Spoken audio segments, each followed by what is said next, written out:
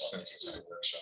He's at the AWC conference. Going down in The one in Mexico? The one in Mexico. Just- Okay, just that's reboot what I thought. I was like, oh, AWC. I'm hearing these excuses and I'm like, they don't seem to hold one away.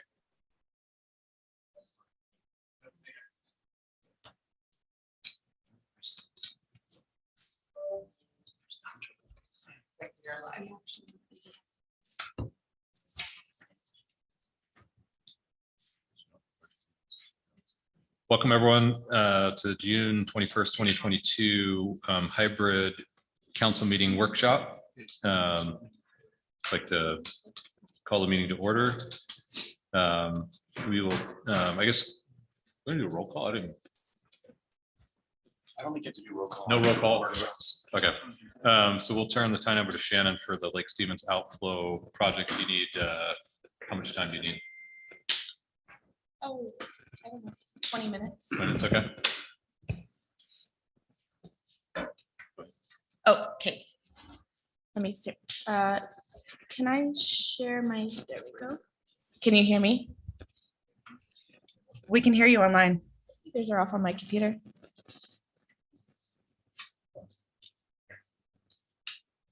Sure. Okay, can everybody see my screen? Yes. There we go. Okay, so good evening. Thank you for having me tonight. Today, I'm going to give you an update on, is this too close? Just making sure it's loud enough. On the Lake Stevens outlet channel projects.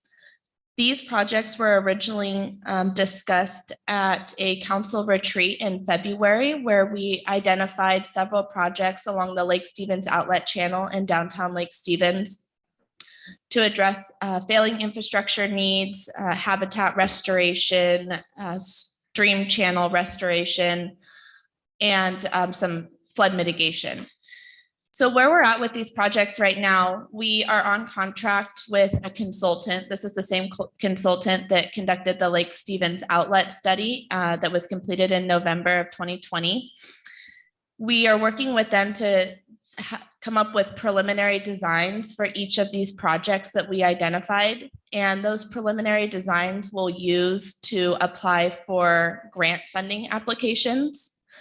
And to kick things off, we had a meeting with Department of Fish and Wildlife and the Tulalip tribe to go over some of our preliminary designs and our conceptual idea for each of these projects to make sure that they were on board. We also invited the Department of Ecology. They just weren't able to make that meeting. So during the meeting, the overall discussion was that they agree with the projects that we've identified and they support these projects.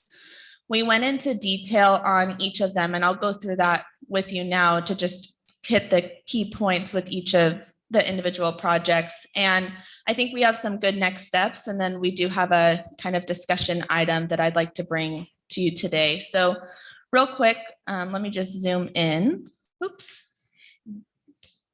Hide this. So what we brought to the Department of Fish and Wildlife and the Tulalip tribe was we identified these two crossings here, one on 18th and 125th and one on 20th Street and 125th. These two crossings are undersized. We see some localized flooding along the roadway here in the winter months, particularly here on 20th Street. Using a kind of mathematical model, we identified that these two crossings would likely be upgraded to a 10-foot box culvert. The tribe and Fish and Wildlife advised us to use a different model that might be more appropriate for our environment and our setting with a lot of impervious surface and development around the city and this watershed. And so those sizes will likely increase from a 10-foot box culvert. We may even be looking at a bridge at some of the crossings. And one thing I really want to point out here is when I had originally presented this, there's an existing channel that runs parallel to 125th. That's the way that the water flows now. It comes from 18th Street and it runs parallel to 125th, makes a 90-degree angle, and then another 90-degree angle across 20th. really the only way that we see making this crossing work and mitigating a lot of the flooding issues that we have here is to try to reroute that channel on the other side of these apartment complexes here. Because that'll give us the capacity that we need in the channel to adequately convey this water from 18th Street to 20th Street. Now, this is something that we would like to proceed forward with this alignment, and we'd like to put it in our funding applications. As part of that funding, we're requesting for additional planning money. Well, we'll have to do some modeling and additional survey to make sure that we really can route that channel around the apartment complexes and get it to flow that way. So that's just one thing to note here. We also discussed there would be 2 bridges here on Hartford, one to convey, to reroute the outlet channel, and this looks a little confusing. To reroute the outlet channel, we would need to place a bridge here next to the fire station, and then of course, upgrade the existing culverts that convey Catherine Creek underneath Hartford Drive. Based on our preliminary models and LiDAR, we've identified that these are probably going to be around 35, 40-foot bridges, and Fish and Wildlife and the Tulalip tribe agreed. Of course, we'll need to do more modeling, but that kind of preliminary design will get us, we'll be able to determine the costing that's necessary to apply for different funding applications. The next project is the weir. This project, I don't want to say contention is maybe the right word, but the tribe and Fish and Wildlife really wanted us to look at, is there any way that we could redesign and meet our overall project goals without having a weir? And really what we came up with is no. We really need to be able to control the lake level for several different reasons. We have a large recreational beneficial use here where it really does require us to have a higher lake level in the summer months.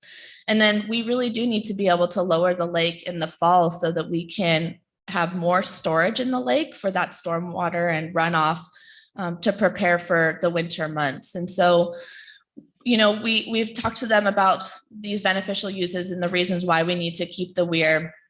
And we presented a couple conceptual designs on how we could redo the weir and improve fish passage. And so we've sent those preliminary designs to the Fish Crossing and Fish Passage Board with Department of Fish and Wildlife for their comment. And we're just waiting back for their opinion on our conceptual designs. But this idea of kind of bringing everything back to its natural state that, is the goal for the tribe and Fish and Wildlife by removing the weir is we thought of another option that might help to address that goal a little bit more, but in maybe a different location. And we identified 18th Street. And so this is before I dive into this, does anyone have any questions so far? Yeah. So one thing to think about as we're evaluating solution alternatives is the cost of these culverts or bridges. So the way the modeling works at 20th and 18th Street is it's called an unconfined stream model. And when you think of an unconfined stream model, you think of a braided stream, and it gets really big, right? To me, that's where my mind goes, and that's what it is. And so the span gets really large, and every foot you add to a bridge span, you're adding substantial cost. A 10-foot culvert is $1.5 million. A 60-foot bridge is not $1.5 million. It's many millions of dollars. So if you really are going to have this braided stream channel, unconfined channel at 18th Street or Hartford Drive, you need to see if the cost outweighs the benefit. Do you really want to put a $6 or $7 million bridge at 18th Street? So that's kind of where we're getting, and that's what we wanted to bring to you tonight. Do you really want to spend that same amount at Hartford? It's a decision point, and we need to decide which chips we're going to play, which cards we're going to play. So exactly. And one of the options that we came up with was actually removing 18th Street here from 125th to 127th, or a portion of it, and opening up that road again, and not even needing a crossing there. This would be pretty beneficial, and we have a lot of beaver activity on the south end of 18th and even in this area. These are large wetland areas, and so it really would allow for more capacity of that water to just occupy this area like it probably once naturally did. And then, like Aaron said, what is the benefit of us putting a bridge there? Maybe it even ends up being a 30, a 40-foot bridge. Is there a benefit to doing that? Or would it be more cost effective and, better maybe for the stream flow and the environment to just decommission that portion of the road? So are you talking about taking the road out from 125th to the entrance to that building right there? Correct. Yes. So 125th would still be open for traffic. Correct. Do you know what the car count is? Yes. We will gather that data. Absolutely. What is comparatively, what would the cost of that be? To remove the culvert and open the channel, less than $1 million. Okay.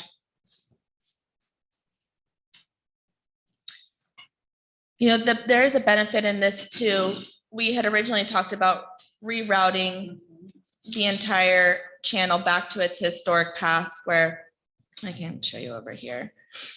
And we've ultimately decided that, it's not really feasible to move forward with that. We talked about the need for being able to control the lake with the weir.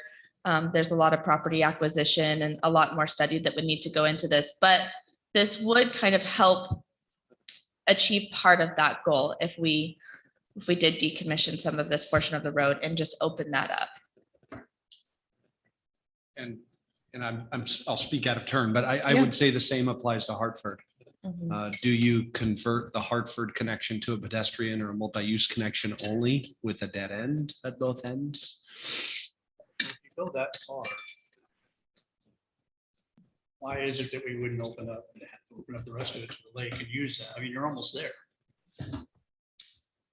Can you say that again? Go Sorry. back to the outflow as it used to be. Back across here? Main Street, because you've already opened up through to 18th Street and almost all the way through 20th Street. Yeah, and that's a really good point. And it really comes down to our ability to monitor the lake level and to control the lake level. So if we did put it there, would we need a weir there? What kind of control would we need, if any? The challenge here too, and we talked about this a little bit last time, is that it is a lot bigger project. And we do have failing infrastructure right now that we need to address. And so it's just a matter of where can we get funding and when can we get funding? And can we couple that with additional studies to look at that as an option? But how long is the current weir going to last in its current state? So how, I guess, through this decision process, like Fish and Wildlife and the tribes have to sign off on whatever we do, right? Right. So, and Fish and Wildlife at one point had said, hey, we're gonna assist you with some grant funding, and seemed like they've been a good partner. I guess it would be in our interest to make sure that there is a good working relationship with them, one, to get permitting, and two, for grant funding. I mean, these projects are expensive. Right. So, I mean, at one point, it sounded like they had Fish and Wildlife had some significant grant options for what we were trying to accomplish over the year. So whatever we can do to access those and to, secure those would be great. Mhm. Is there any, I recognize that the original channel obviously predates modeling, but are there any existing models to actually show what would happen over time with the water levels without the weir if the original outflow was restored? No, not to my knowledge. We don't have any of those. Yeah, that would be something we would really have to know to be able to make that decision. I asked the question because if we're talking about removing a section of 18th and we have to give consideration of relocating where we're putting the culvert on 20th, and literally both of those things are along the lines of the original channel, at some point, the question becomes, does it make sense to restore the original channel? And if not, I get the land acquisition and all of those cost considerations. But I think we need to see all of the cost considerations. Mhm. And if there is an opportunity to have modeling that shows that the weir isn't needed based on the natural flow, then there's a cost reduction there to go against some of this repair work as well. It'd just be interesting to know if that information is available or even possible in a realistic timeframe. I recognize we're not in the business of academia, we're in the business of fixing infrastructure. And alongside that, we're looking at, okay, we have a weir that needs replacement. And if we went to, and the question that you asked is, do we need a weir at the outflow where it used to be? Would we need one there? That would have to be part of that study too. And instead of spending money on the weir up there, you might just do the weir there, forget that outflow over there, get that closed up Mhm. and make it go natural. Now, this is 180 out from what we decided in February. But you've brought up some really good points, especially the 18th culvert problem. I think that that's an actual doable. We didn't have that decision point last time we were talking about Right. this. And then you're taking it down to just one culvert across 20th and then the one on Hartford. So, instead of 3, we're doing 2. Can I ask on Main Street though, if we go back to the original channel, are we not being required to put another bridge on Main Street? We would be required to put another bridge on Main Street, Yeah, so I you're thought back we to had- 30, 40 foot. right here. Oh, yeah. Yeah, Okay, so So it really you're- doesn't buy us anything on that. yeah. No, And Main would Street's be- gonna be worse than 18th Street. It might be a nice little boardwalk laying along Main Street there. I mean, if you were gonna say, what would you get out of it? It might be a nice looking little boardwalk. Well, we kind of talked about putting boardwalks in there anyway, right? Right. On both sides of Main Street. What kind of urgency are we looking at in terms of the weir? Like, do we have time to go back to the drawing board and do some additional modeling and kind of figure out what we do with 18th and I think it's hard to say. I wouldn't want to say, oh, it's going to fail in 3 years, because I don't think that's true. It certainly could. I am worried about the potential for erosion on the roadside of the abutment for the weir. In terms of risk management, I think that we really need to have that replaced in the near future within the 6-year CIP. That the weir or the? the yeah, weir, Okay, the weir, Or a different solution. or a different solution. sure. Okay, thanks. So Aaron, a question for you. So is the concern with the weir itself or the erosion of the road, of the sediment under the road? Because there's probably some way to mitigate that. Because I look at like different rivers around and the way they mitigate that erosion next to roads. A lot of it in Olympic National Park, for example, that I saw recently. Mhm. And so I realized our little outflow is not comparable, but the idea came to mind as I, saw those things. So is there something that we could do that would buy us a little more time so we can get some of this modeling, so we can get the data to make a good decision or the best decision we can? Yeah, I think we can stabilize that should it need it. Is there any money that we can be losing out on? Are there any grants, stuff like that, where we need to come to a decision sooner to get some type of funding that might be out there, or are we okay, it's gonna be out there for a while? That's a great question. I think that right now the funding looks really positive, especially for bridges. We keep getting these announcements for bridge funding, and I think that's part of the current federal funding that's available. So there is the potential for us to miss out on that and then go back to the basics, which is the Brian Abbott fish barrier removal funds and things like that at the state level that are really competitive and tend to be smaller. And so then if we have to do 3 bridges, but we have a fairly good chance that we'll get all 3 bridges funded Mhm. versus, spending money on modeling and not having the funding 2 years from now when we land on a plan. And the bridges and the current weir replacement is fine, Mhm. for lack of a better word. I worry. I mean, I hear what you're saying, and I think, I see it in other sectors too. When the funding is there, you risk it not being there when you settle on a plan.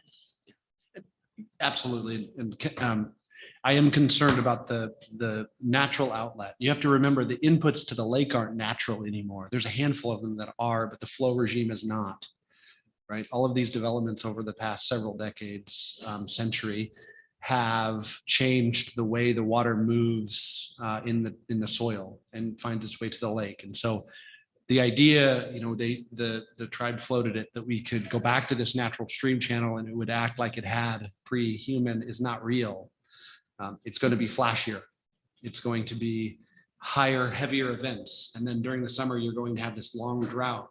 The lake level is going to want to drop. We're not going to have the ability to control that like we do right now, which is we're trying to hold it at 212 today, which is higher than we typically do. And the idea is we're going to keep it high for recreation, but we're going to keep it high so we can keep water in the stream channel.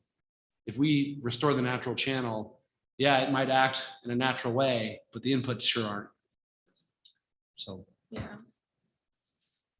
Shannon, how much coordination has been taking place with the sewer district on 20th Street? They have a project, I think, in their CIP that's coming up here in the next 18 months that they were talking about wanting to raise the road because of the inflow, storm drainage inflow into the sewer system. Yeah, so we have identified that project. We haven't had a meeting with them specifically on it. We were trying to wait till we could get a preliminary idea of where we were going to put that crossing and what size, and then see where they're at with their project. So I think we're about there. We're just waiting on the final calculations from the unconfined channel model to determine what size bridge would likely go there or whatever crossing would go there at 20th Street. The dip on 20th is right next to it. Yeah. It's right in this area. Yep, it's right here. There's a lift station there.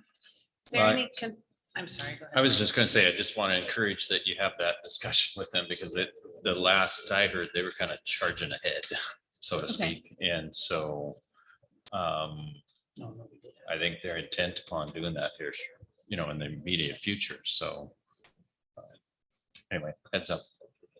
Is there any concern that if we decided, let's say we decided to go forth the way we decided at the retreat, we're gonna do box culverts, we're gonna do the bridge in Hartford, we're gonna do a new weir in this new place. Is there any possibility that Fish and Wildlife and the tribes would say, no, we don't approve? Well, our approach to this is just working closely with them and coordinating with them at each step and each milestone. And so that when we get to that final design, they're on board and we're working in partnership with them. And that's our approach to each of the projects. I like that. Does that include the tribe as well? Yes. Just ask Mary if she has any questions. Mary's hands up. Yeah, can you hear me? Yes. Okay, Shannon, first of all, thank you for all this work. I'm wondering about the folks that live where we're talking about the red line there versus the weir. How would they be impacted by this occurring? Have you talked to them at all, or is it just that because it's still early days, we don't intervene and we don't talk to them that much?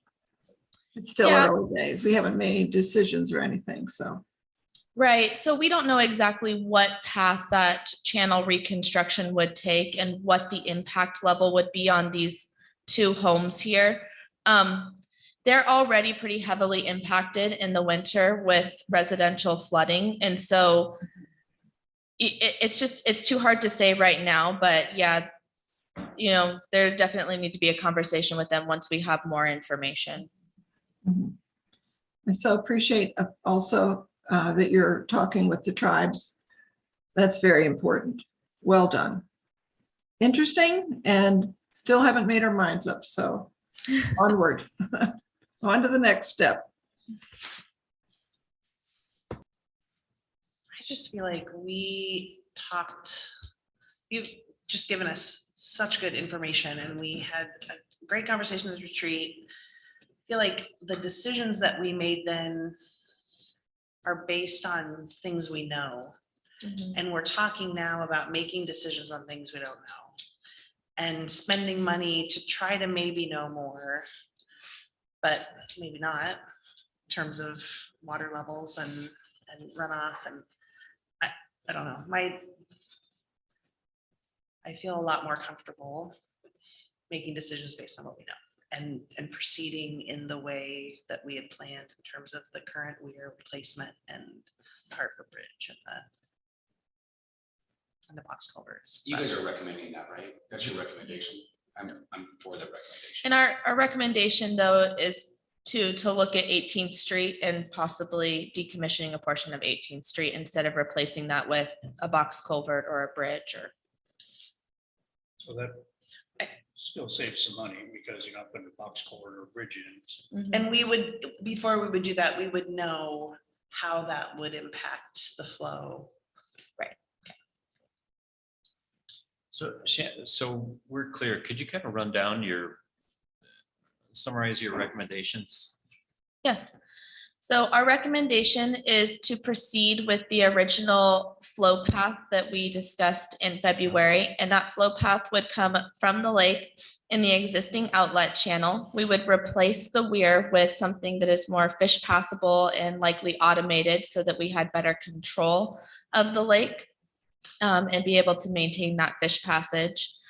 We would continue in the existing alignment until we reached Hartford near the fire station. In this location, we would update we would add a crossing here to reroute the existing outlet channel north of Hartford. There's a ditch. This is the historic flow path.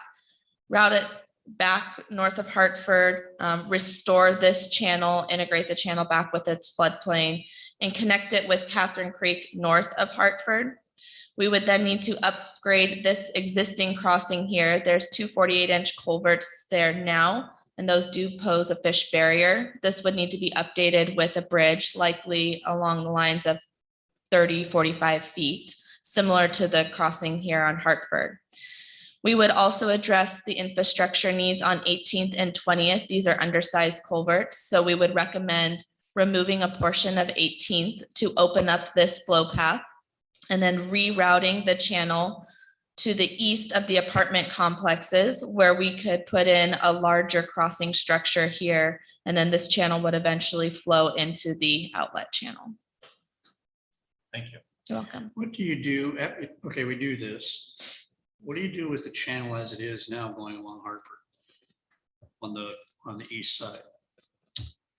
We just This leave it? channel here. Yeah.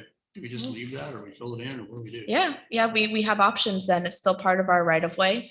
The sub area plan, downtown sub area plan does include a multi-use path there along Hartford to connect downtown with the Centennial Trail. This might give us some more real estate to be able to do that. Okay.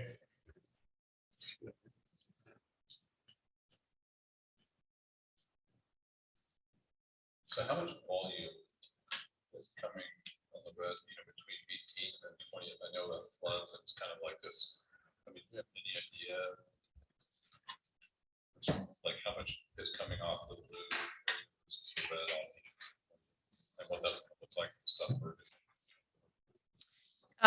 So your question is how much is coming as opposed that would be going into this new flow path versus where it does existing on along 125th? Correct. I don't have an idea of volume. This whole area is, the topography is very flat. There's a lot of wetland. There's not a lot of defined channels. Likely it would just stay as it is. We would have to reconstruct it depending on what the elevations are here to get it to flow around Hartford. Now, I apologize, I don't have the LiDAR imagery and I'd be happy to share it with you, but when you do look at the LiDAR imagery, there is the low point in the imagery is of course along the ditches because that's man-made. But there is a low point that does flow around the apartment complexes here. So we'd be moving it into that path. And I don't know if that exactly answers your question, but I think the exact answer to your question, I just don't have that answer right now. Shannon, a while back, there was a discussion that we could do all this stuff here and the downstream impacts down farther still need to be addressed. Is that still out there? So which downstream in The Catherine Creek all the way down, right, I believe probably it's the 20th or something. There's a downstream impact that the tribes were interested in wanting some work done. I'm not sure I'm familiar with that project that the tribe had identified. The tribe has been working, this project was formerly under Sound Salmon Solutions.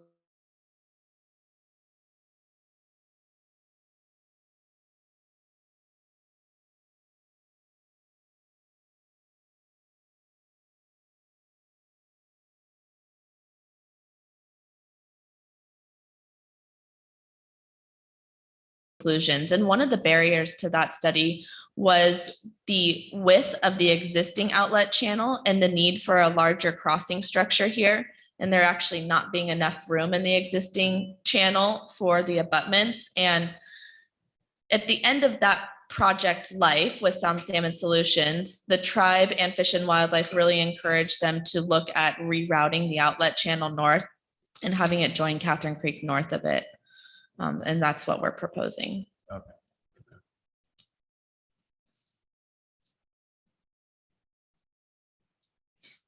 So what would it take for us, I think, kind of a little bit like a hybrid of what Sean and Andy were talking about, getting given the plan that we have, getting a timeline for when the studies could be done, when the projects would be done, and potential funding and costs. I think that's, I mean, I think everyone wants to know what these costs are, as far as bridges and culverts, and so that we can, be responsible with our resources. Yeah, so after our meeting with Fish and Wildlife and the tribe, we got some good feedback about the sizing of the crossing structures that I explained. And so the consultants right now are working on implementing those new unconfined models to identify what the appropriate size is for each of the crossings. We'll bring back to them the feedback if we decide that we want to go ahead and remove a portion of 18th Street, because that'll kind of impact how we're going to cost that project. And then we're also working on, we have a list of different funding sources that we've gathered from the tribe and Fish and Wildlife and our consultant and other resources. So we'll be putting that together and identifying when application due dates and how much they're for and getting a better sense of it. So I suspect by the fall, we should have a pretty good idea on our path forward and a timeline forward and when we plan to start applying for funding and what those timelines look like.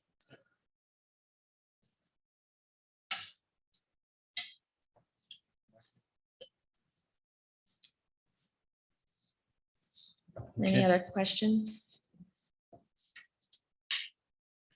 Thank you. Thanks. Great presentation. Thank you. Thank you.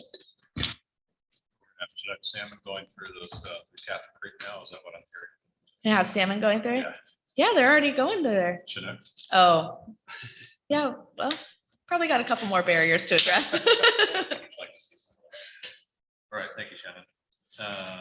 Aaron, Alex, do we have any other questions for the TBD? Okay, thank you, council. I'm here tonight to talk with you about some TBD analysis, transportation benefit district analysis that we have been working on over the past several weeks. I'm going to overwhelm you with data. I'm going to make it big for a little bit, just for a moment, and then we're going to narrow it down. So bear with me.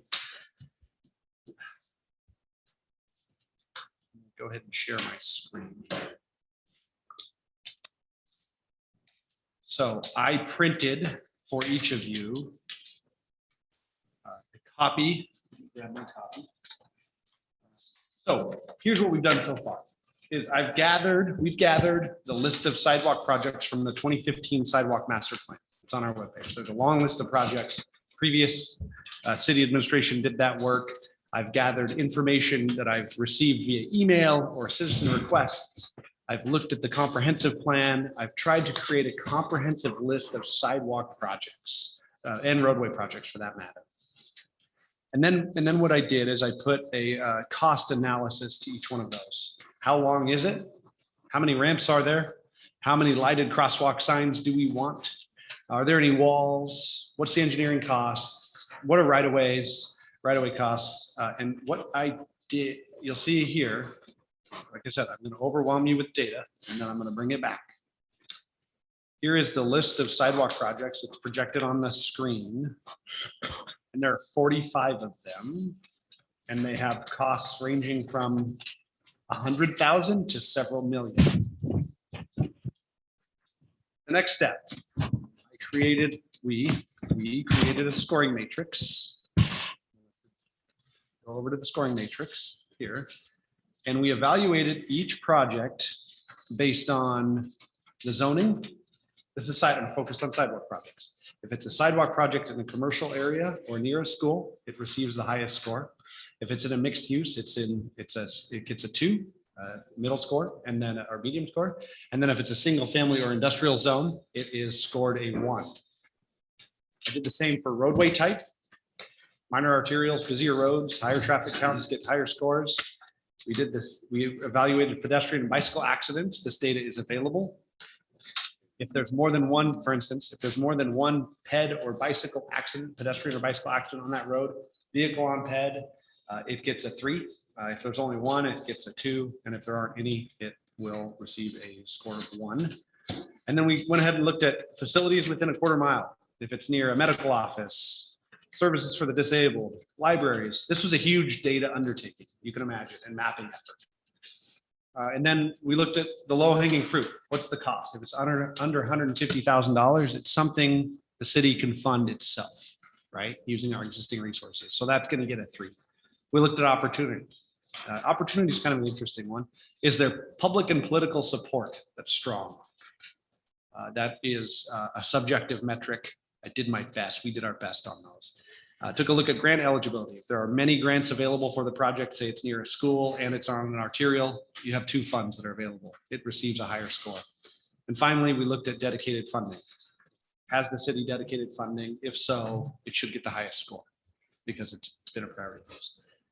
Aggregate all of that data, score these projects, and you end up, I'm going to zoom in here. You end up with the first project is 16th Street, Main Street to Machias Cutoff. We know that that's a project, it's a priority project for us. It's the connection back to the Centennial Trail. It's right down here. We've already sought state funding. The next project is 91st Southeast from 4th to Market. You have a school, you have a commercial area, it's a minor arterial, it's really busy, concentrating a lot of kids, and we have accident data that supports it. 91st, 8th Street to 4th Street, again, similar. So breaking this project into segments that are something we can bite off. You know, $600,000 segments, the first one, $800,000 is the second one. And then it goes to 117th Street from 20th to 26th, northeast.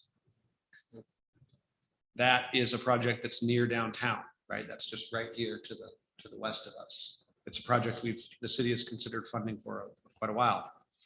I'm not going to go through each of these, all 45 of them.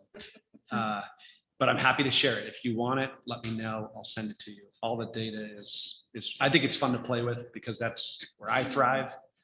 The next project is 91st again. It's 20th to 12th. Again, you're aggregating people, kids. We have accident data. I like looking at things in an objective way like this because it helps me make decisions. And I hope that you find this useful for each of you. Anyway, the project list is 45. Okay, so We're looking at a TBD. We're evaluating TBD projects. It seems like sidewalk projects are those that are really interesting. What I put in your packet is a spreadsheet. It's the 11 by 17 spreadsheet. So let's just start with the first sheet. And are any questions so far? I would just say, you've, sort of couched this with that you're overwhelming us with data. I would argue that you're giving us exactly the data that we need to be able to make informed decisions. So bring it on. Okay. Okay. Thank you.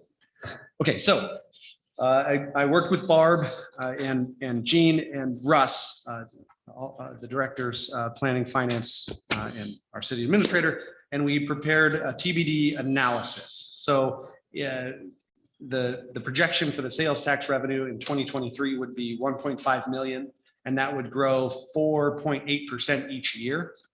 And that's shown on the top, the first row. It says survey response share, but that's actually revenue generated by a 0.02% TBD sales tax. I heard from Liz Loomis and that based on the survey responses, 52% wanted sidewalks, 37% wanted streets and roads, and 11% want trails and pathways. So that is the allocation.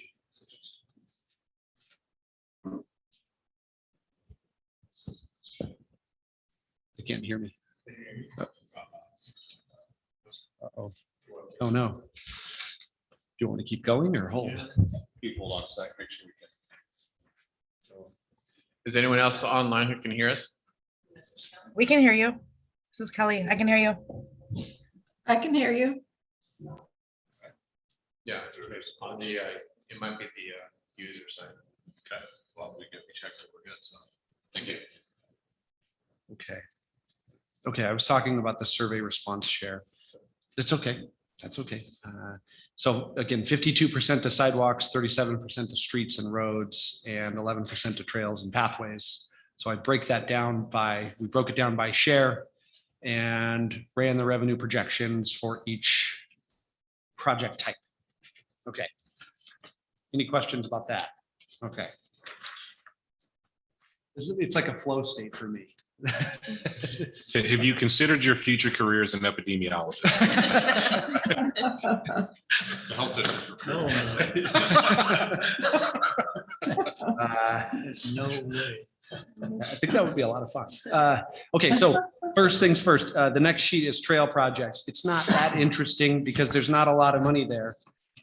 So there really are only 4 projects that this funding at that survey response share at that proportion at 11% of this. Essentially, we could match the funds needed for the Powerline Trail phase 1 that we need. We can construct without any other funding. We would be able to construct Powerline Trail phase 2 in 2029 or provide a really nice match should a grant become available. The Hartford Road walking path and the Catherine Creek Centennial Woods Trail project. All of those are comp plan projects. Or we've heard that they're in the CIP. Not incredibly interesting, but that's what that is. Okay. To roadways, again, new roadways are really obviously really expensive, and so you're not really generating a lot of money, a lot of funding with this to build roadways, and so. What my suggestion is in this scenario is to allocate an additional $250,000 to pavement preservation, which is shown here, to bring the city's overlay budget to $650,000 a year, which is a little bit lower than we'd like based on our pavement condition survey, but it bridges some gap for us. And then in 2026, match Main Street. We know we're going to need 20% or so, maybe less if we get more grants, and construct the 79th Avenue Southeast Access Road from 20th down toward Cavallaro Mid-High. Those are the top 2 roadway priority projects. And again, I scored roadway projects and trail projects for that matter, based on the criteria that we talked about previously. These are all based on today's dollars. No, there's an inflation calculator for each year. Thank you. So you can see at the top, there's an inflation calculation, 5% 5% for the next 2 years, which is a little high, maybe not, and then 3% every year thereafter. Thank you. Yeah. We might be able to get more existing life out of some of these roadways too, right? Like patching. And doing other stuff. Yeah, we're creative. Now the rubber is going to hit the sidewalk. Anyway, just the dad jokes. Okay, so in sidewalks, remember in this scenario, in this model, we're allocating, what is it, 53%, 52% of the $1.5 million in the first year and more every year thereafter to sidewalks. And so it becomes a substantial sum of money. So you start looking at your project list. So first thing I would say is let's make sure that the city continue to allocate $150,000 to $200,000 to ADA ramp upgrades and sidewalk repairs. That's just maintenance. We need to keep doing that. But now we get to the list of projects in priority order. And this matches the previous sheet that I projected. 91st, 4th to market. We know we need the project. We could build it year one with this funding. 91st, 8th to 4th, we could build it year two. We'd have to take a year off and the city could come back and build 117th, fully funded.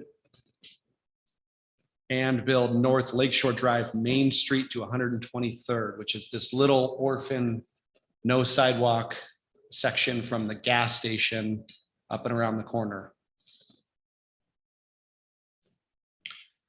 Soper Hill would be a 2027 project. Soper Hill from Lake Drive to State Route 9. 91st, that leg is from 20th to 12th Street Southeast. That would complete sidewalks on 91st. At least one side would have sidewalks. Big project. Hartford Drive, 20th to 21st. Again, a little orphan roadway section here. If you are going north on Main Street and you get across 20th, you're in no man's land. Director Halverson, What's that? can I ask a question? Online, we're still seeing your TBD by allocation tab. Let me scroll down. So we did not see when you were talking about sidewalk project and roadway projects. Okay, so Barb, I'm right. I've highlighted the column that I'm talking about now, and I'll try to continue doing that. Perfect, thank you. Okay. Or the row in this case. Okay, the next project, I'll go through them, but I'll move a little more quickly. Grade Road, Hartford to the library. Sidewalks, sidewalk project. 113th Avenue Northeast, that's 32nd to 36th.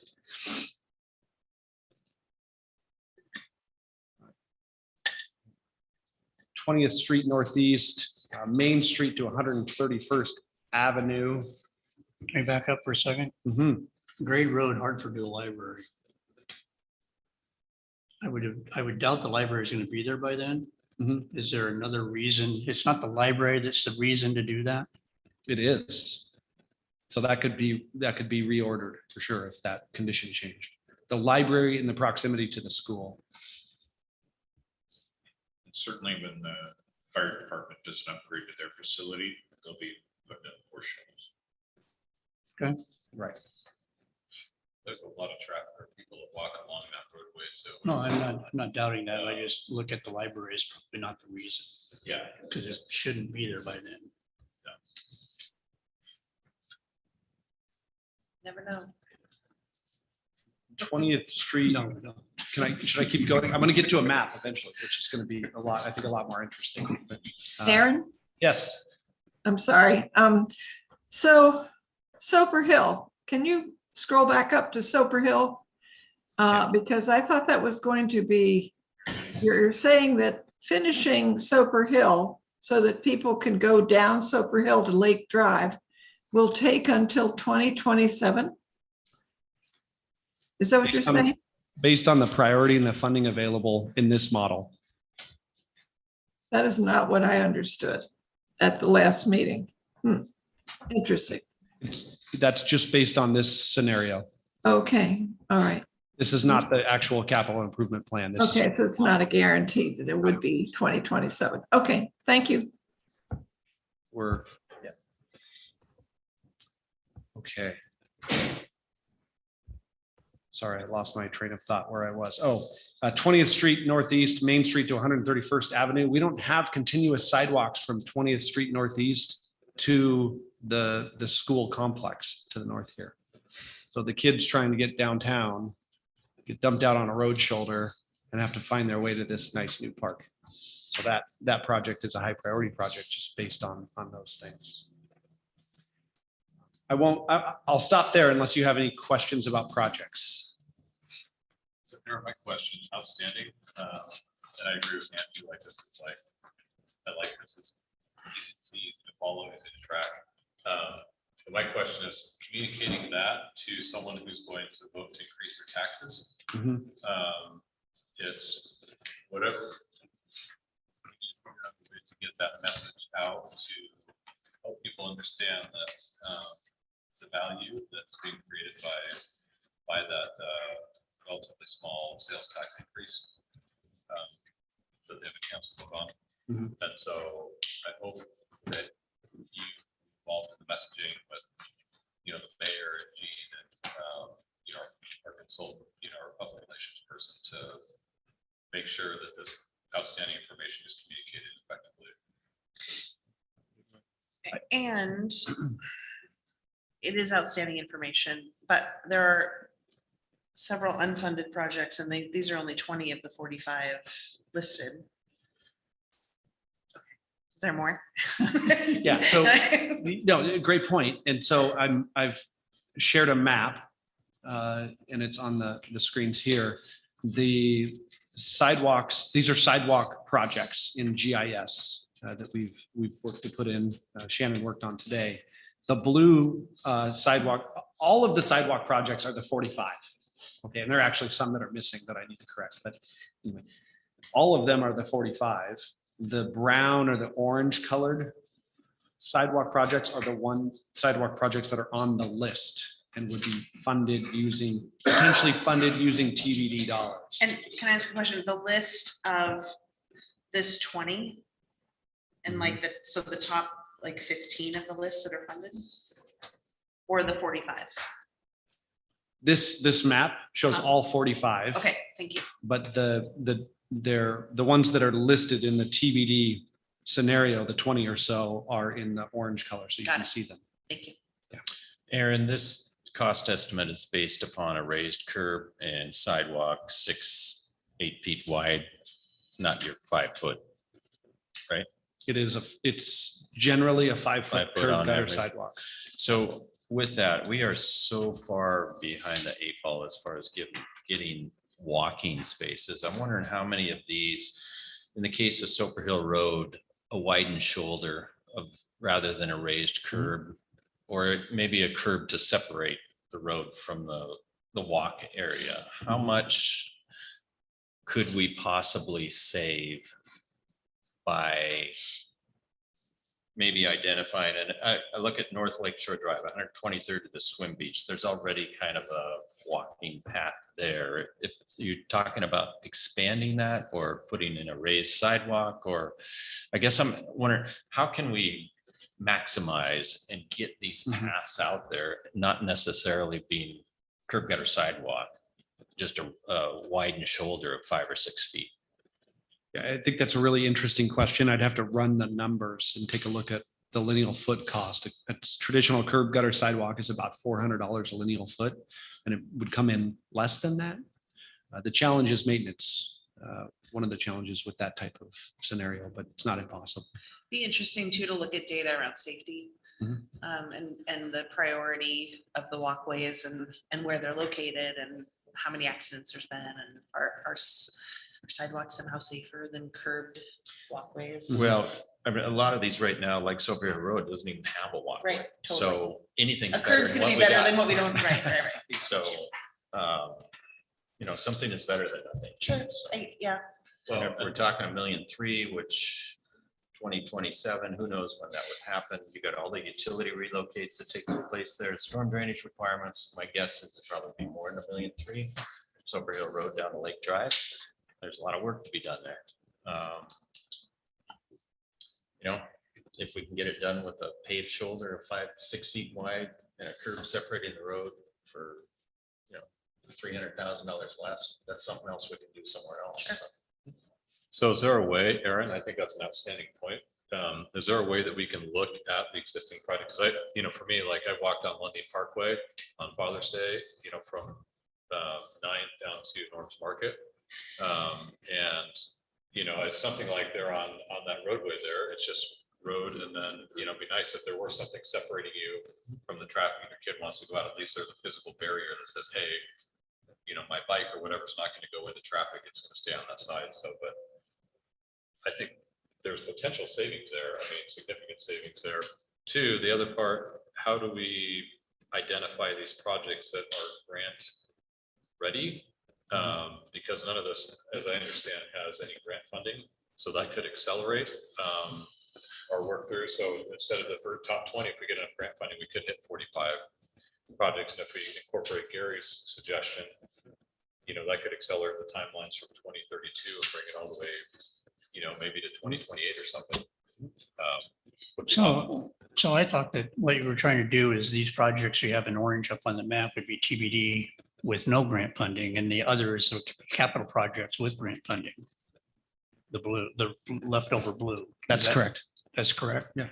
So if we're just funding through TBD for the orange ones, and then the grant funding goes to the others, I mean, that seems like what we're trying to accomplish here. A plan for the TBD that we can sell to the people like Stevens to go ahead and raise their taxes. There's your plan, and then we still have capital grant funding we can get for other sidewalk projects, the other on the 45 that aren't on this list for TBD. So, but if I'm a citizen and someone says, hey, you're gonna raise my taxes 0.2%, I'm gonna vote for that. And I have these projects that are here, but I can maximize that. I can, instead of $1 million, 1.5, and it's actually 2 million, because we can get a third of that cost each year in grant funding, just pulling a number out. If we can articulate that, the potential is there. For me, I might be more persuaded to raise my taxes instead of like, wow, it's not really a whole lot. It's going to take 6 or 8 years to get to my project. For some people that might be a little, have that mindset. Yeah, I think the concept of leveraging additional dollars is attractive. Yeah, and I mean, Gary brought up with the retreat. I thought it was outstanding too, was if we're able to bond that, with the dollars, the inflation. I mean, heck, just a sign cost doubled in 2 months. So these costs are going to continue to go up. So if we can get these outrageously low bond deals, 1 or 2%, actually we're doing much better than what the current rate of inflation is, and we can get the projects up faster and more economically. Did you get those, Aaron? I got it. So Gary's good, I guess. Well, I just stated the revenue estimate doesn't account for any type of bond payment. It's just hard infrastructure that's being put in. So I guess I would.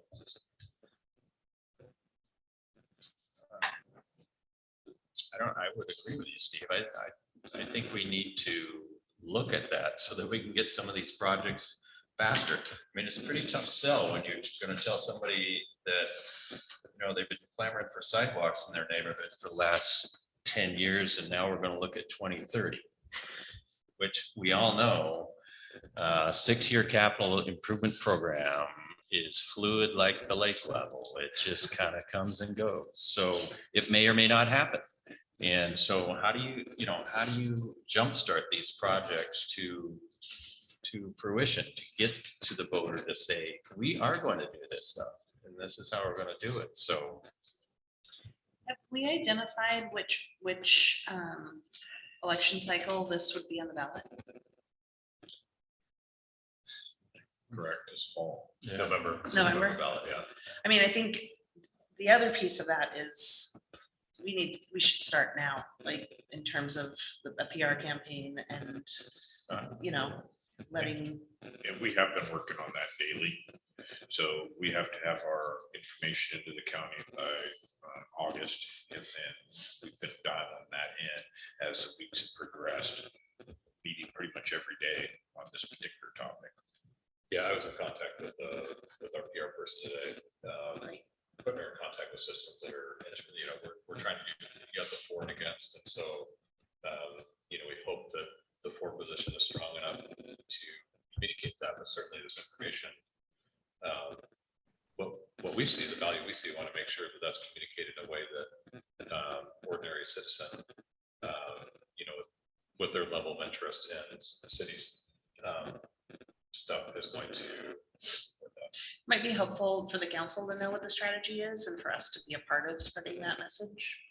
As it gets, I mean, the voters pamphlet's great and having the for and against is good, but what can we do in our work to help further that message? There's 7 of us or 6. How many is there? 7 of us. We could be force multipliers. I agree with all that, but I want to get back to what Gary was saying. It sounds to me like if we were going to try to go with having the TBD funds going into a bonding process, that we need to know that data for what is, how much, I mean, Barbara's going to have to go figure out, okay, what's the bond payment going to be? So we could also add that to this list of things that are happening. But I still think even with a bond payment, we're going to be able to get these things done a lot faster. So Barb indicated to me last conversation I had with her about that is approximately 10 to 1. So $1 million in revenue that we have. And Barb, correct me if I'm wrong, please. So if we have $1 million at 1.5, that would represent 15 million in bonding capacity that we'd have. To do that, so that would significantly expedite process there. And whatever that term, the muni bonds or whatever they had, that was like 0.5% or 1% or whatever. I mean, that's to me, that's a no-brainer. So you're saying that the 18,432,000 would be 10 times that? Yeah. 184 million. Barb, please correct me. It should be very close. So the Public Works Trust Fund loans is what I believe Council President Ewing is talking about. I did get more information from them regarding the question that was brought up, whether or not we could utilize the Public Works Trust Fund loan to pay back bonds. And of course, the answer to that, as I expected, was no. You can't utilize that debt to pay other debt, but street projects are part of what is allowable as an application to the Public Works Trust Fund loan. I do have some notes put together that I can send out to council regarding the Public Works Trust Fund loans. There are maximums and maximum time limits on those loans, and they are right now. Sorry, I don't actually have it right in front of me. I believe it's the maximum is 1.37% interest on that. And it depends on the length of the loan. One thing to keep in mind is on the Transportation Benefit District, if we are going to bond or do debt with and utilize repaying the debt with transportation benefit dollars, we do have to put some information into the ballot measure if the debt is going to be more than 10 years, because there is a sunset on your TBD, which is 10 years. And so you can do a bond or a loan up to that 10 years without putting that in the ballot measure. But if you're going to go beyond that, you do have to put that information into the ballot measure, telling them how much it's going to be and how long it's going to be. And I believe, Barb, you indicated, thank you for that previously, that if we were to do that Public Works bond, that it would be best to take it in a lump sum, because that money may not be available down the road. So we would take all that in a lump sum. And then, so Aaron, are you suggesting that we would be, what percentage of these projects will be contracted out? How much would be done in-house? All of these projects would be contracted out. They're all too large. It does look like Council Member Dickinson has a question or comment. Well, yeah, first of all, I'm grateful that we will get informed about the process here, but I just wanted to be sure that Councilmember Ewing had his microphone right up by his, because I can hardly hear what he's saying. Just wanted you to know. That's it.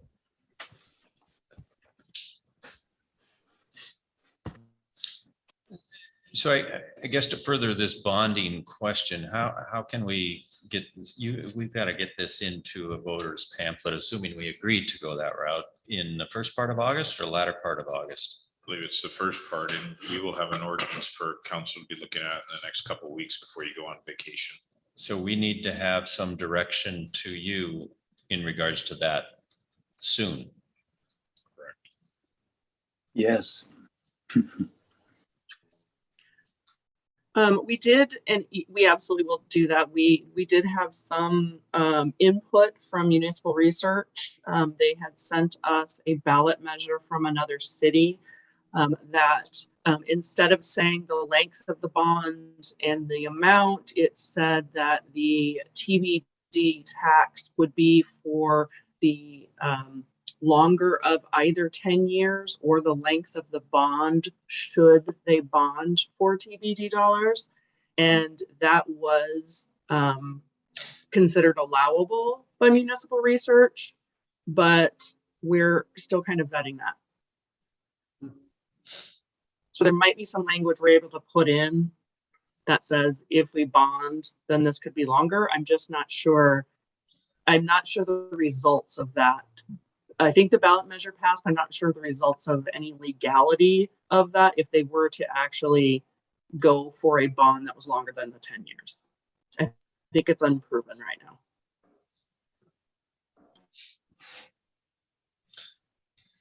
I guess I would suggest that we have, if we do go the bonding. Yeah, I route, think it's better if we're able to state.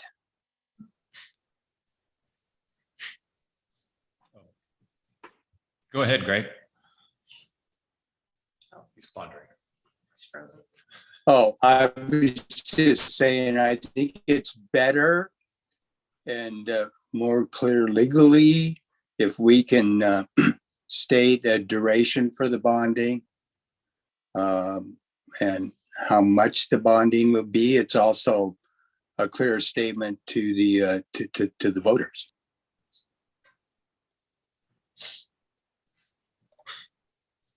And I can reach out this week to our bond placement agents and get an understanding of what a bond debt would look like if it was going to be 10 years or 20 years and what that repayment would be. I would hesitate to do that with Public Works Trust Fund loans because the Public Works Trust Fund loans are extremely competitive. And there's a finite amount of money that they actually award. And so I would really tend to base any of our calculations on actual bond interest rates and length of time.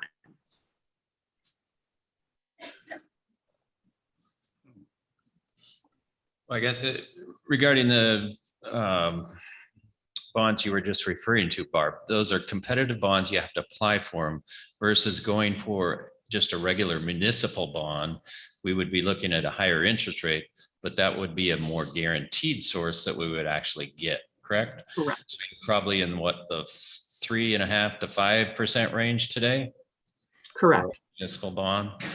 So I guess my suggestion would be that I don't want to be in a situation where we do a TBD for 10 years and we have a bond for 20 years, because then it's like, whoa, at the end of the 10 years, how are you going to pay for it? So the bonding company, I'm assuming, would probably not look upon that favorably either. So I guess I would suggest if we do that route, we make sure that the term of the bond repayment is consistent with our TBD funding. Correct. I think that's what Greg was saying. So correct. And I do have a few, if you'd like a little bit more information on the Public Works Trust Fund loan now, I can put it up there. Otherwise, I can just send this information to you. The timeline on this, applications are due in September. They are ranked and awarded in November. And then the awardee has 6 months to comply with the requirements and sign the contract. In the 2022 cycle, they have about 115 million available for construction applications. It cannot be paid back with tax increment financing. That's one of the things that was a Q&A. No penalty for early repayment. You have to do, if you intend to apply for more than one project, you have to do one application for each project, and then you are then ultimately competing with yourself for dollars. Ranking is 70% based on need and 30% on readiness. So shovel-ready projects get a higher score. And then you have to receive at least 65% total score to be awarded. I did make a couple notes. Prior cycle minimum award score was 78.3, a total of 120 million, and 28 applications over the 65 score did not get funded. It says there's a current maximum rate of 1.39% for the construction, and that is if it's over a 5-year loan. If it's under a 5-year loan, it's 0.7%. So it really depends on the length of time. Maximum $10 million. There is a 20-year payback period on Public Works Trust Fund loans, but you can make it shorter if you wish. 5-year construction completion period. If they're completed early, like within 2 years, then you can apply to decrease your interest rate by 0.5%. There's a 5-year deferment application, so you can actually technically make it a 25-year loan versus a 20-year loan. And that construction loan can include the pre-construction. So pre-construction loans, a maximum of $1 million. So, and then there's some other threshold requirements that you have that 6 months to actually comply with, making sure you have a greenhouse gas policy adopted, all your projects are in the CFP, that kind of thing. So, and then no significant audit findings over the past 3 years, a few of those things. So that's the basics on the Public Works Trust Fund loans. As I mentioned, very competitive. So as Councilmember Peter Shagan had mentioned, definitely better to count on the ones that we know we're going to get. And then if we get the Public Works Trust Fund loans, that just means we are able to fund additional projects down the priority list. And that goes the same for if our sales taxes go up.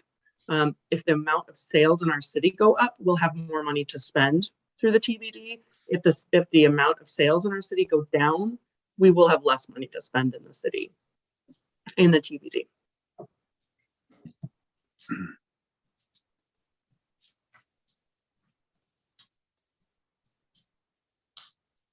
Any other questions? So could we maybe get our arms around if we were to bond $10 million or something, $10-12 million as to what our debt service would be on that, and try to maybe incorporate that into your TBD analysis to see how, if we can move some of these projects up? Absolutely. I will take care of that this week. Take a look at it.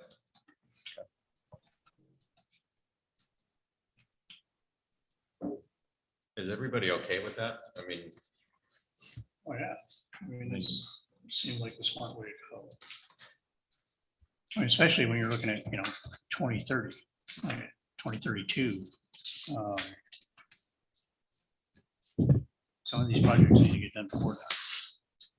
I think back to the pavement analysis, to keep our heads above water, we're $1.4 million, and we're gonna increase this up to 650,000. I mean, it doesn't take too many years before we are way behind the 8 ball on the pavement preservation, and just I would invite our council members to go for a walk on some of these streets out there. It's amazing the graveling that's taking place on fairly busy roads. It's when you get out of your car and you see this stuff, our roads are not in good shape.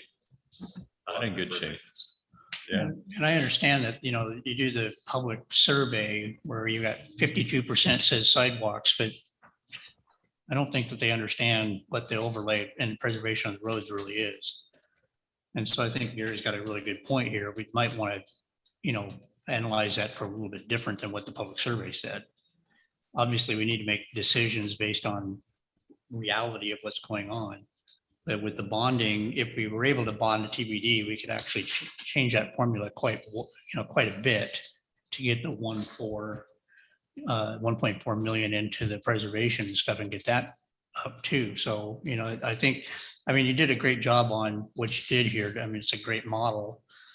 I don't think it goes to where we really need to be in those cases. And that's not a slight on you at all, Aaron. I mean, that when we have to put some reality checks into this and then bring the bonding into it too, I think it's going to totally change the model. It's all important, all So, of it. Councilmember Daughtry, I'm happy to rerun the model to bring the allocation to pavement preservation to $1.4 million each year.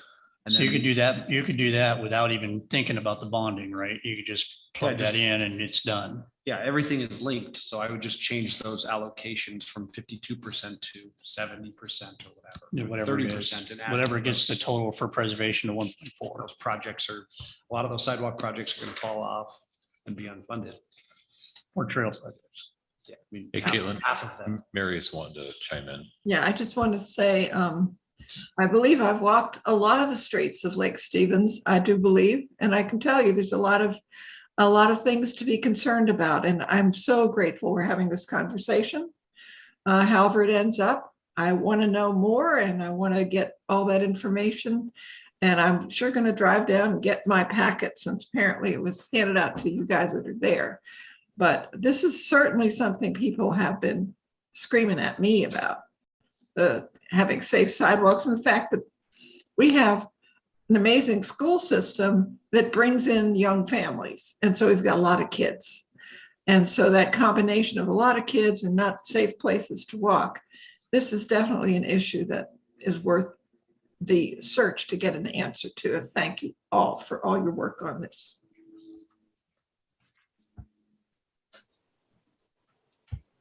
Thank you, Aaron, for putting this together. It's a lot of work, so I appreciate it. Thank you. It's good stuff, as Brett would say. Was there anything else you needed from us tonight? No. Okay. Thank you. Yeah, thank you. All right.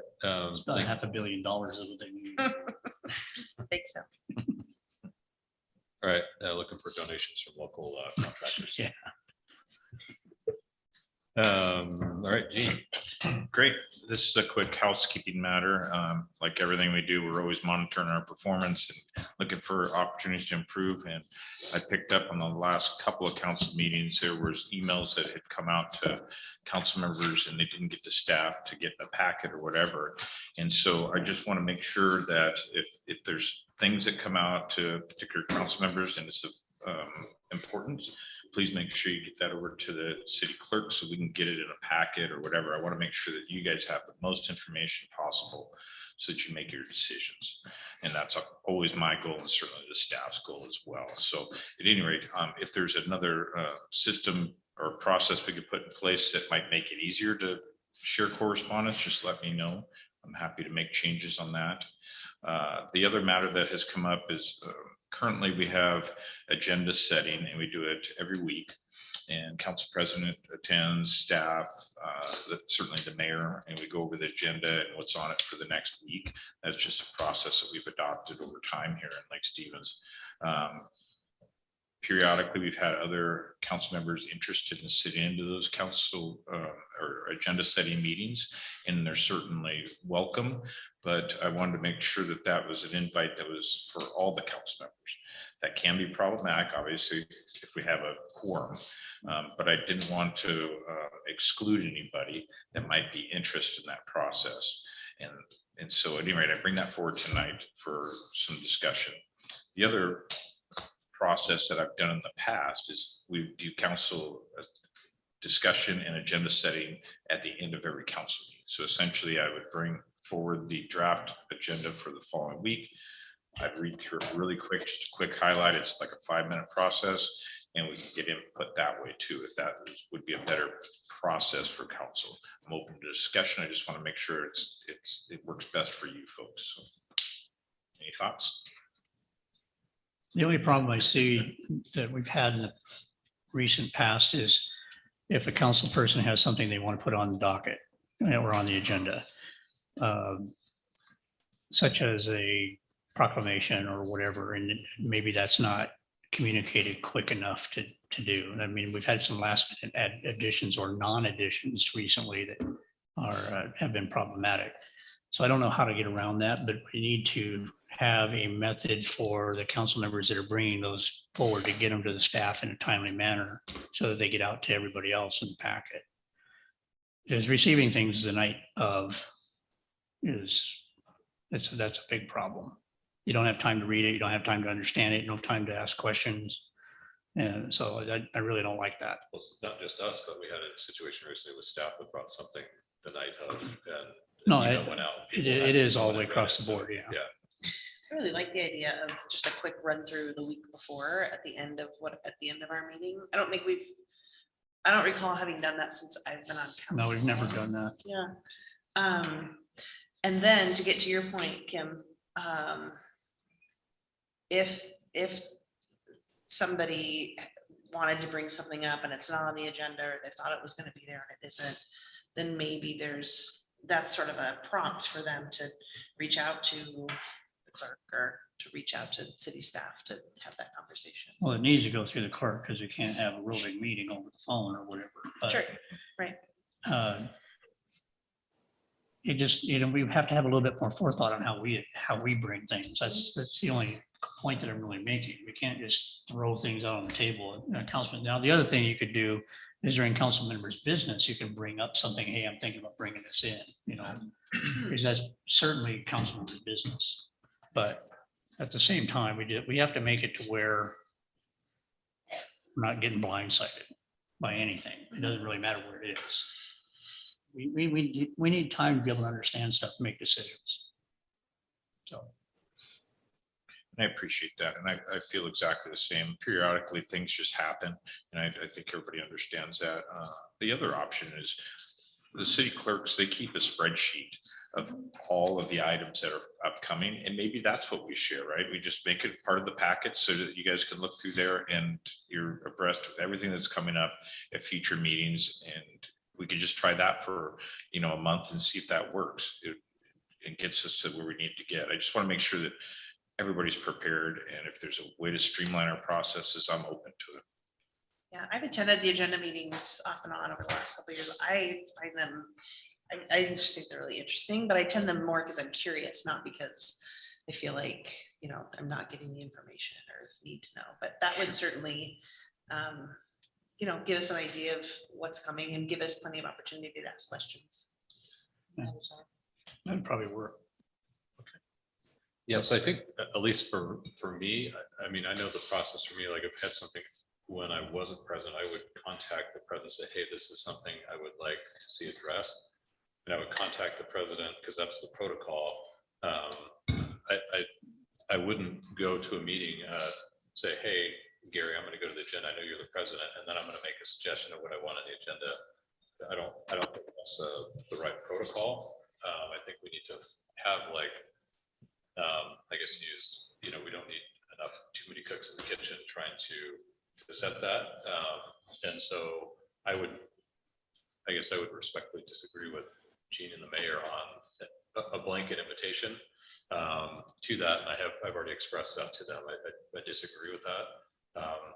Just one, for the too many cooks in the kitchen. Two, how many people are going to join the call, and at what point, do we exclude someone from that? I think we need to get to where people are reaching out to council leadership, and it's going to be over time and expressing that. The option always exists if two council members have an issue that they want to bring up. They have their right or procedures to place that on the agenda. And so to Kim's point, it should be done in a timely manner. So it's not, we're not getting the information, and we have council members that are attending remotely that haven't looked at something that's being discussed. I don't think that's fair to those people that don't have that information. So That makes sense. And I can do a better job when we get the call from a couple council members want something on the agenda. I'll make sure that I send an email out to everybody so that that that's happened. So you're not surprised. So I'll do a better job of that. That'd be great. Appreciate that. Yeah, I just want to say I appreciate that, Jean.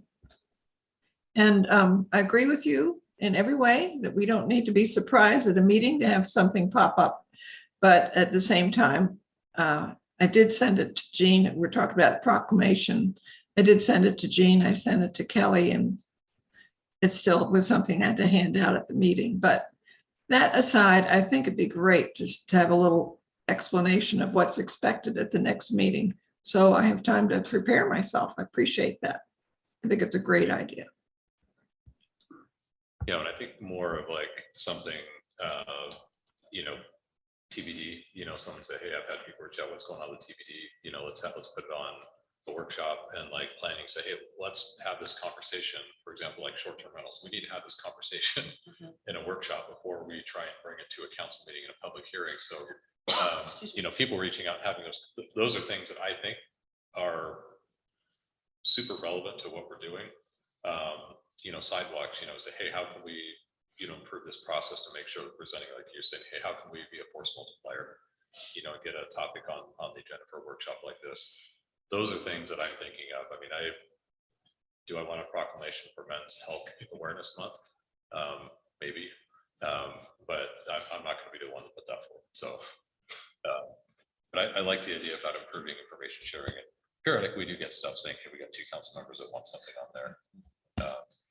But I think just out of protocol, I think it's, if I've had something in the past, I've reached out to the president and, you know, asked them to do that for me instead of trying to go in and do it myself. Yeah, I think that's the right way to do it, but I think bringing the planning spreadsheet, you know, as part of the packet, I think that it helps us to understand what's coming. Yeah, I certainly. know we've had other times, I'm sorry to interrupt, but we've had other times, Gary's brought it up several times, is, hey, when are we gonna go talk about this? We talked about this 4 weeks ago, and where is it? You know, well, if it's on the planning sheet, great. If it's not, then you can ask that question again, or I could ask that question again and say, hey, I'm still interested in seeing this at that time. So I think it's a great idea to bring the spreadsheet, so we can just peruse what's going on. Any input, okay. But again, I think to what Steve's saying is, if we have something we want to bring in, 2 council members, 1 council member, doesn't really matter, call Steve and say, hey, I'm interested in seeing this. He can bring it to that meeting and see where it falls in with the staff planning. The one thing that we always need to remember is that this is a council's meeting. This is the council's meeting. It isn't the mayor's meeting. It's not the staff's meeting. It's the council's meeting. But we have, over the years, relied on the staff to keep us going in the right direction. And I don't want to dilute that at all, because that's, you know, you have the knowledge, you know what's going on in all cases, and that's great. So I don't want to dilute that. It isn't that the council needs to get involved in planning the council meetings, but we do have input. I'll just leave it there. John, you've been quiet. Do you have anything you want to share relative to this council communication? Well, if you're gonna box me in. You can say no. No, I have been listening to everyone's concerns, and I have a unique perspective because, of course, in my day job, I'm on the other side of this table. I think in general, communication is actually very good. I think it's interesting to have an opportunity to look at upcoming meetings at the end of a city council meeting. I think that's, to me, that feels like a nice, simple way to sort of do a quick mental assessment. I don't know that I have a distinct interest at sort of looking at the master planning calendar of events down the road, because I know what that looks like. I have one in my day job.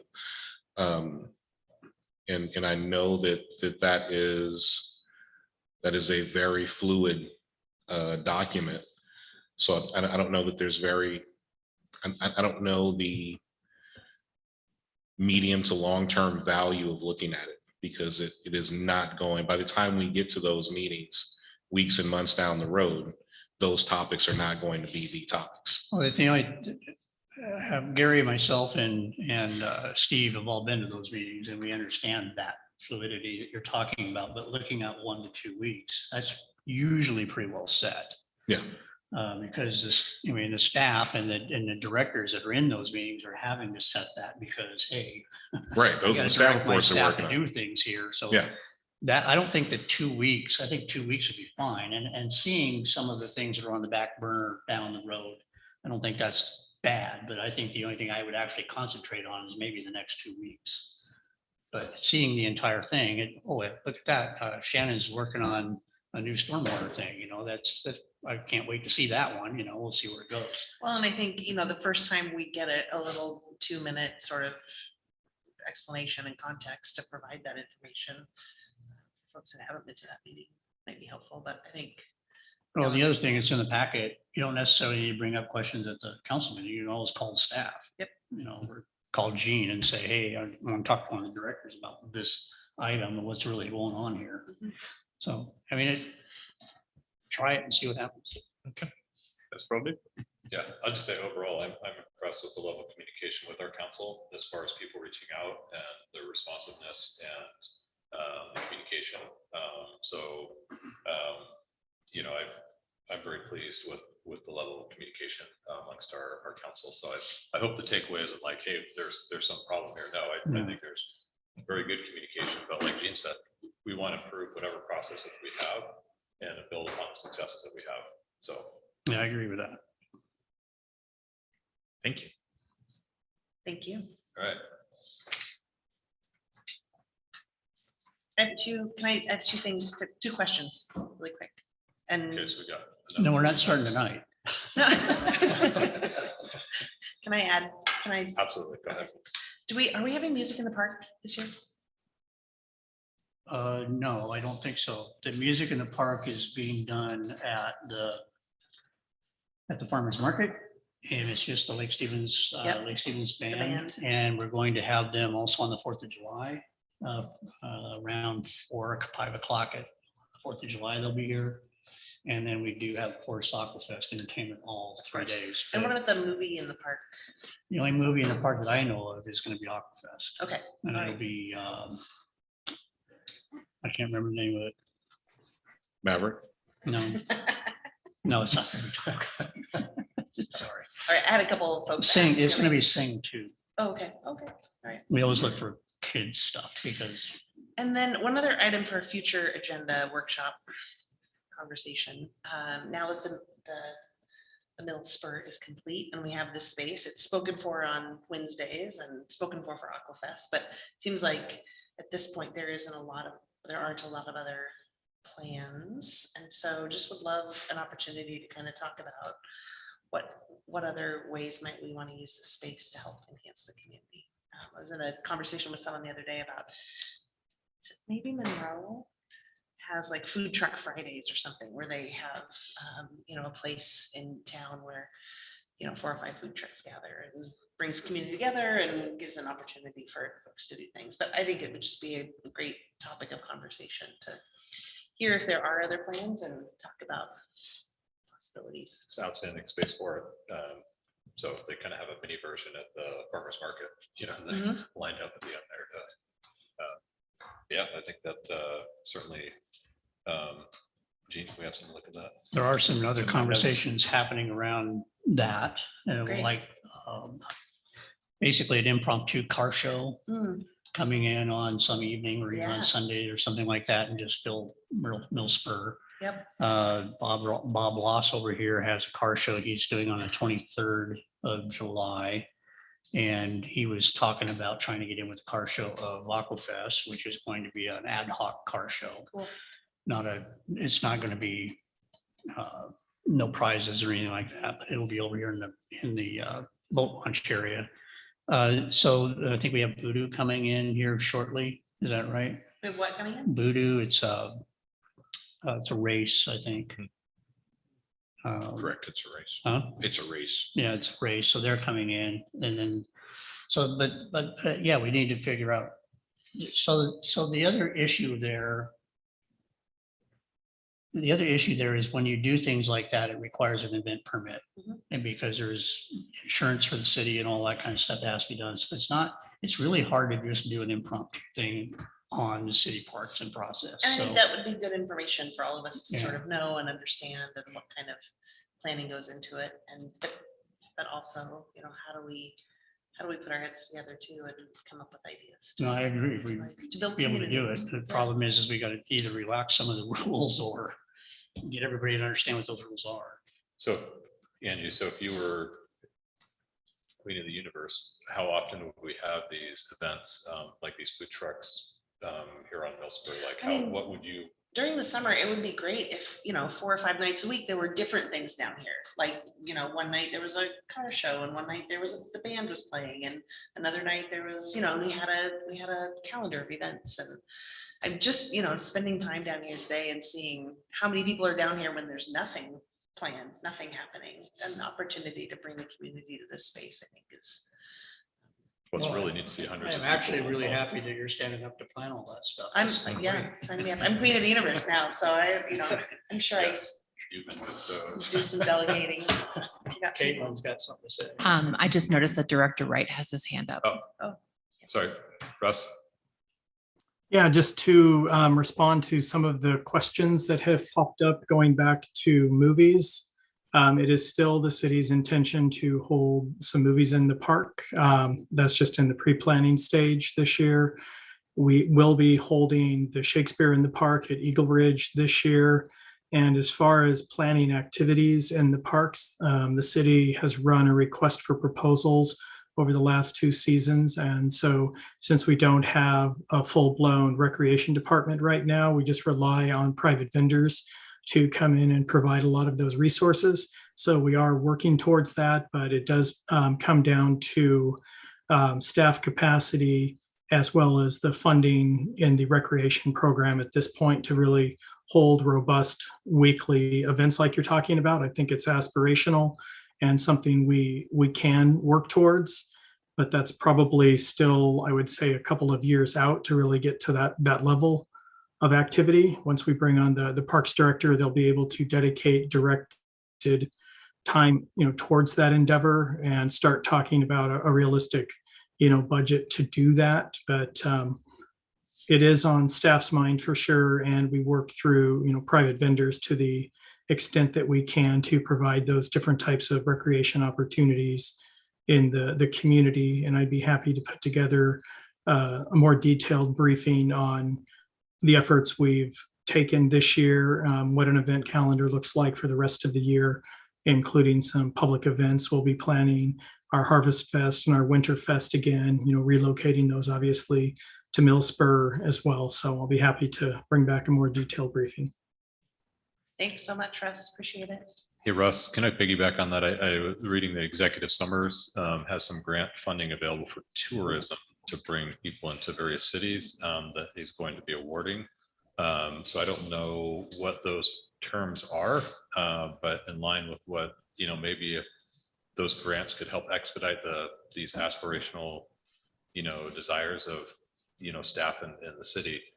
I think it'd be great if we could speed those up by accessing some of those funds that the Executive Summers is making available to the county. Great. I saw that email today, so I will look at that. All right, thank you. Are those your questions? Did you have? Those are all my Okay. questions. Excellent. Thank you. Well, I would like to weigh in on which food trucks come in. That's could be my stipulation. So, As long as there's an ice cream truck. I don't as long as more pigs there. I'm there. So, all right, well, thank you. We'll adjourn. Have a great night.